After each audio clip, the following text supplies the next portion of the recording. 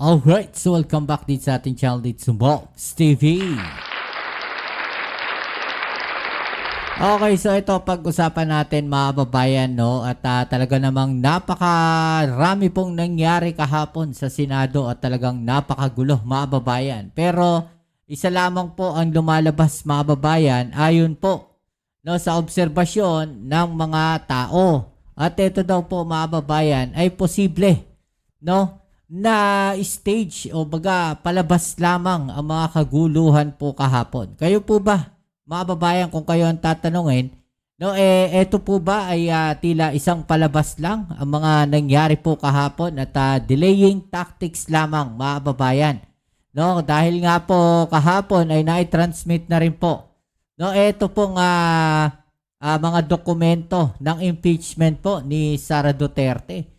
No, yung articles of impeachment ay nai-transmit na po sa Senado kahapon mga babayan. Okay, so yan po yung ating alamin ngayon at pag-uusapan. Pero syempre bago ang lahat, please don't forget to subscribe, like, share, at comment dyan sa comment section. Okay, so grabe yung mga nangyari kahapon, no? May mga barilan mga babayan at merong may mga may mga nagdi-drill daw po.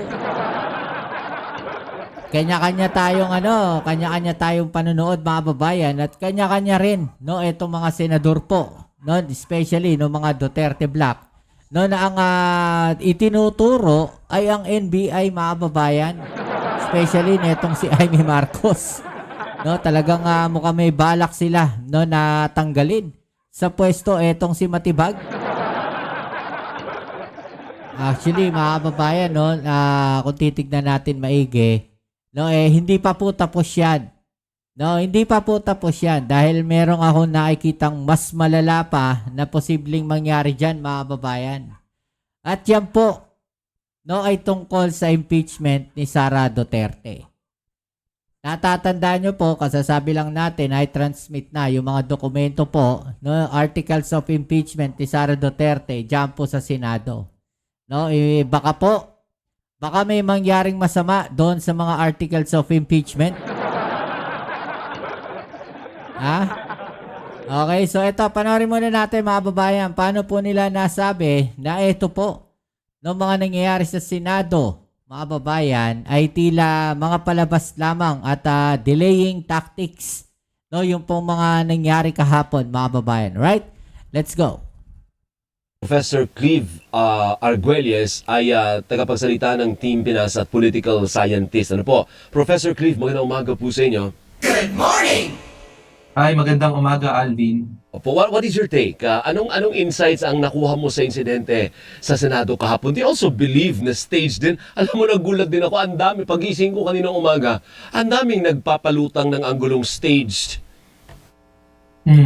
Oo, ano pa rin, no, parang nakakayanig pa din mula kagabi yung naramdaman nating lahat mula doon sa insidente sa Senado. I think at this point, hindi naman ako magugulat kung may mga tanong yung ating mga kababayan na maaaring stage, no, o palabas, no, yung nangyari sa Senado.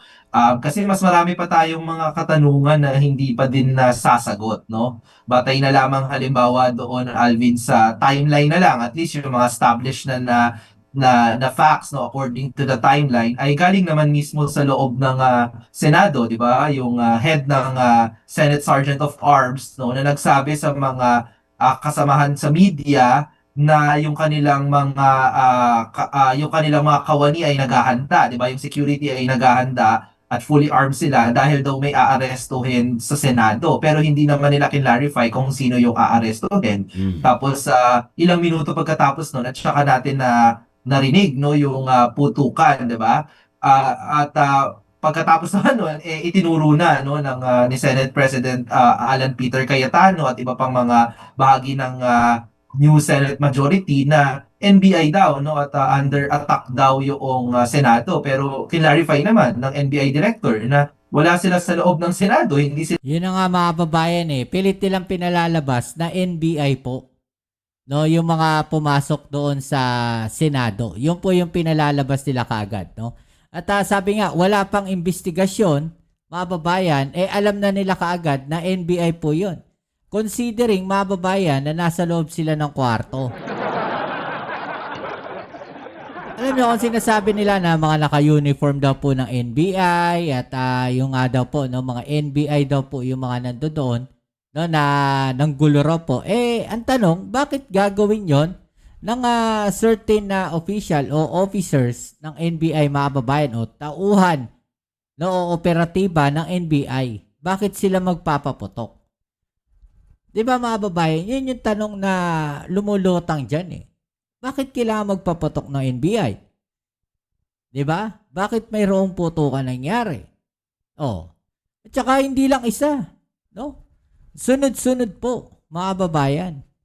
At saka wala tayong nakikita doon sa video na ang pinapuputukan yung mga pulis. 'Di ba? Yung mga OSAA.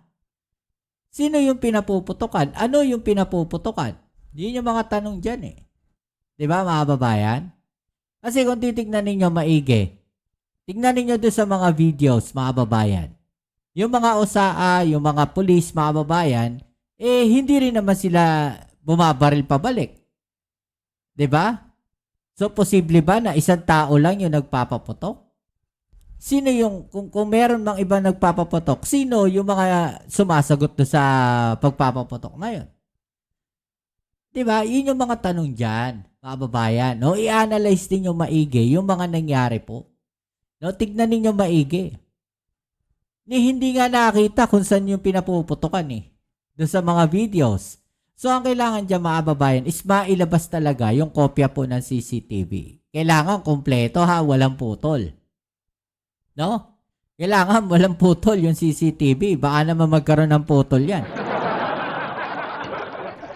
At this point in time, mga babayan, kung talagang tinutukan na po yan, no, ng investigasyon nila Remulla, mga babayan, meron na hong nailabas na kopya ng CCTV. Dahil napakadali lang po niyan. Yun nga pagtakbo ni Bato, nailabas ka agad eh. Bakit ito nagpaputok na to? Itong putukan na to, walang mailabas ka agad na video. Diba? Ganun lang kasimple yun.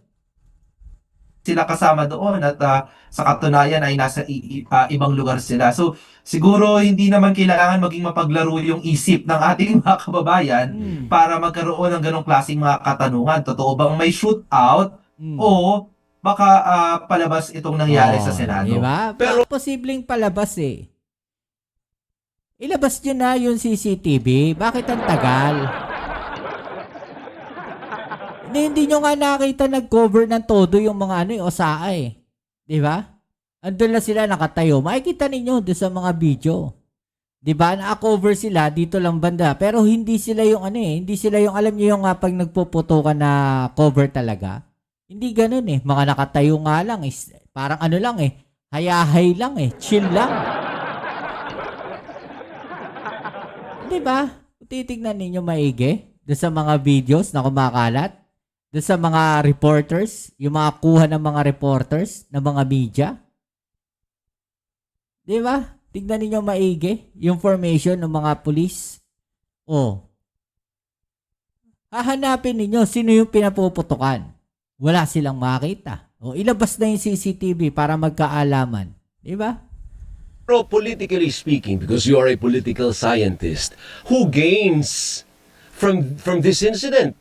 Kasi kung stage man yan, may makikinabang, may motibo kung bakit nila ginawa yun. Who gains most from what happened?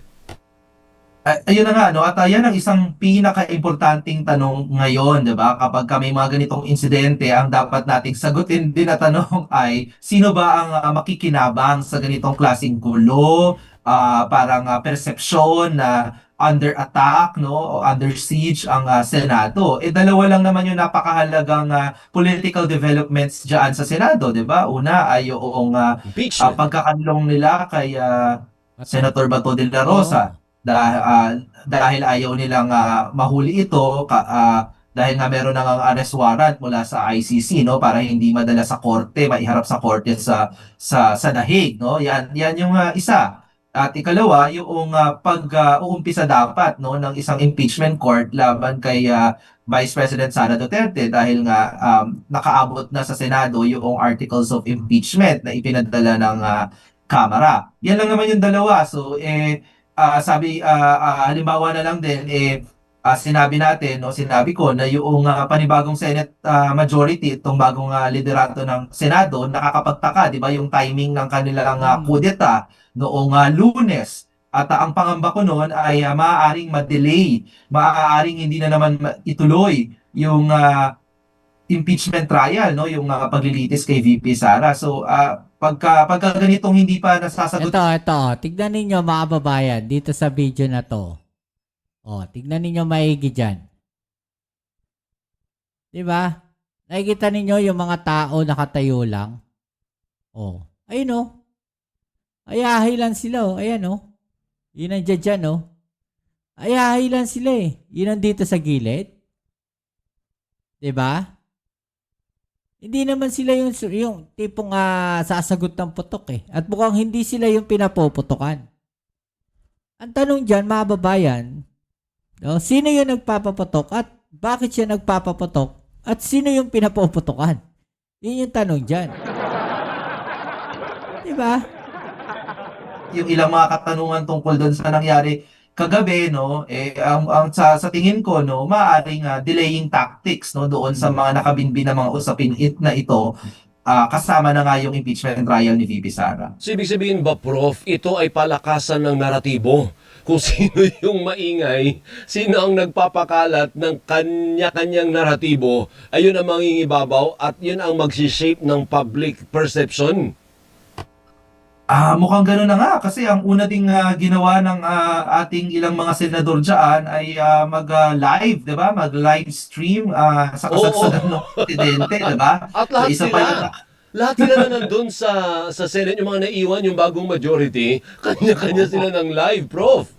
Oo nga So nakakapagtaka din 'yan, 'di ba? Parang hindi proper no na response sa isang security incident sa loob ng Senado. Hindi 'yan yung inaasahan kong unang gagawin, no? Lalo pa no, tinatanong ko nga ang aking sarili kung ang ating bang Senate President ay si Tito Soto, ganyan din ba na ang unang gagawin ay magla-live no at mag-aakusa kasi napaka kung totoo man itong incidenting ito, napaka-sensitibo talaga, 'di ba? At ang Pangulo ng Senado dapat ang unang gawin talaga ay establish yung facts, 'di ba? I-ensure yung seguridad ng buong gusali, no? Lalo't-lalo pa nandiyan yung mga miyembro ng media at mga kawani din ng Senado. Pero hindi yun yung nangyari So paunahan na makapagkwento sa taong bayan at unahan na yung paliwanag kung bakit may ganong kaguluhan sa Senado. Do you also find it weird or peculiar na ang tinawagan nila ay yung NBI,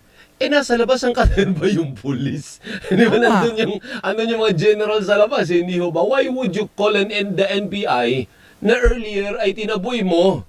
Tapos yun ang tatawagin mo para ayusin yung nangyayari sa loob. Ano yan parang palabasin mga babayan. No na may problema yun sila sa NBI talaga. Palabasin na tao ng NBI yun nandun. Tandaan ninyo, NBI po mga babayan, yung pwedeng hatid no, ng arrest warrant kay Bato de la Rosa. No, dahil konektado po sila no, sa Interpol. No, yan po yung pwedeng mangyari dyan. Kaya gusto nilang sirain yung kredibilidad ng NBI. Alam nyo, maganda dyan, nagsama to si no, pati si General Torre sana, no, kung nasa PNP pa. Sigurado, dampot yan si Bato, mga babayan. Hindi ba weird para sa inyo yun, Prof? Oo, parang ewan ko, parang yan ba ang tinatawag na entrapment, instigation, di ba? Parang balik ata tayo dyan kasi yan yung usapan doon sa pag-aresto kay Franco Mabanta, di ba? Na bakit perfectly alam nila, no? Alam ng liderato ng Senado ni SP Cayetano din na wala yung NBI sa premises, 'di ba? Na dahil nga ayaw nilang papasukin sa Senado, 'di ba? At inaano pa nila, 'di ba? Tinethreaten din nila ng contempt charges, no? So medyo katakataka din, 'di ba? Na bakit NBI yung una nilang hahanapin, no? Pwede namang PNP, no? Maaari din namang matataas na mga tao ng gabinete kagaya ni Secretary John Vic Remulla, 'di ba? Yan yung mga maaari mong unang tawagan, 'di ba?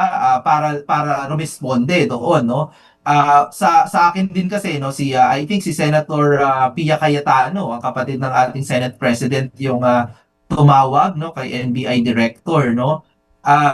Unfortunately no, dahil nga parehas din silang nasasadlak doon sa usapin ng sino ba yung nagpuslit, nag-smuggle kay Senator Bato papasok ng Senado nung Lunes, kaninong kotse ba, it doesn't inspire confidence na nanggagaling sa kanila itong mga movements na ito kagabi no dun sa security incident sa Senate. Okay. Ngayon, na unti-unti nang nagki-clear yung smoke, so to speak, ano po, mas makakaganda ba politically kay Pangulong Marcos na iutos ang execution ng warrant of arrest ng ICC, o he's better off doing what he did? Nasabi niya kagabi, hindi namin pinaparesto, wala kaming kinalaman dyan, walang kinalaman ng gobyerno dyan. Which stance ang mas makabubuti sa presidente politically? I think ang makakabuti kay Pangulong Marcos at makakabuti din sa buong bansa ay wala naman sanang ganitong gulo. May iwasan naman sana yung kahit ano pang insidente na kagaya nito, 'di ba, na nalagay sa alanganin. Hindi lang naman buhay ng mga senador at mga kawani ng Senado, pero buhay din halimbawa ng mga journalist natin, ng mga kasama sa media na nandoon nung kagabi, no, na wala sanang maaaring malagay sa panganib na buhay kung malaya, no, at buong puso na susuko din si Senator Bato de la Rosa, dahil yan naman ang tradisyon din sa Senado kapag merong valid na warrant of arrest, no, sumusuko sila, no. Yan man nangyayari kay Senator Laila de Lima, Senator Antonio Trillanes, di po ba? So yan din yung inaasahan kay Senator Bato de la Rosa, no. So para na lang bumaba ang tensyon, hindi na magkaroon pa ng gulo, kasi remember din, naka-heightened security din ng Senado. Isa pa yung katakataka, bakit nagkaroon ng kung sino man yung nakapasok daw sa Senado, no? Kaya nga, hindi mo din masyadong mapaniwalaan na may tagalabas na nagpaputok dyan sa loob ng Senado, dahil naka-heightened security naman ng Senado, di ba? Dahil simula nung may tangka na arestuhin si Senator Bato de la Rosa, yan naman yung utos na ni Senate President Alan Peter sa security ng Senate, di ba? Araw-araw ipinapakita sa atin ng media na mas mahigpit ang seguridad ng Senado. So, I think that's best for the president as a chief executive, execute niya na din yung warrant of arrest, no. Hindi din naman yan na basta-basta na lamang choice ng pangulo, no. Obligasyon na din yan, dahil obligasyon niya din na tukdit, no, yung international law natin. Sige. And as things become clearer, Prof, ibulong mo sa akin who stands to gain? Kasi lilinaw yan sa mga susunod na araw, masasagot po ang mga tanong natin. Kung ano ba talaga ang nangyari kayo ngayon, hindi pa malinaw, Prof. Bulungan niyo po kami, ha? At sino ang direktor? Ayan, na sinasabi. Ang lahat, diba? Oo. Assuming na meron ngang nagkumpas. Mm-hmm. Kasi baka sabihin naman ng iba, bakit nyo minamalisahan? Hindi nyo pa nga alam ang punot doon, di ba? Assuming na meron ngang nagkumpas, pero ang basa mo, may nagkumpas. Mukhang yan pagkatignan natin ang mga facts parang merong nagtangkang maging direktor, at sa isang political observer na kagaya ko, parang hindi ata yan bago, kasi 'di ba yung nung sa huling panahon na naging yung Senate majority na yan ay kaparehas na nasa majority, diyan din lumabas yung mga testimonya na hindi natin maintindihan dun sa Blue Ribbon Committee, na parang may script, 'di ba? Na hindi nagtatagpi-tagpi, no, yung mga sinasabi ng mga inimbitahang witness, no. So hindi din nakakagulat kung sakali, pero mahalaga na malaman natin yung buong katotohanan. Sige, Prof. Alright, so yan mga babayan. No? Ako yan din yung sinasabi ko, mga babayan. No? Na tila meron pong director at scriptwriter. Yun nangyari kahapon. Ang tanong, sino yung director at sino yung scriptwriter po na mga naganap kahapon sa Senado? Okay, so yan muli. Maraming salamat sa lahat ng mga patuloy na kasuporta dito sa ating channel. Kita-kits po tayo sa ating next video upload. Ito muli ang inyong Kuya Mobs, it's Mobs TV. Peace. I'm out.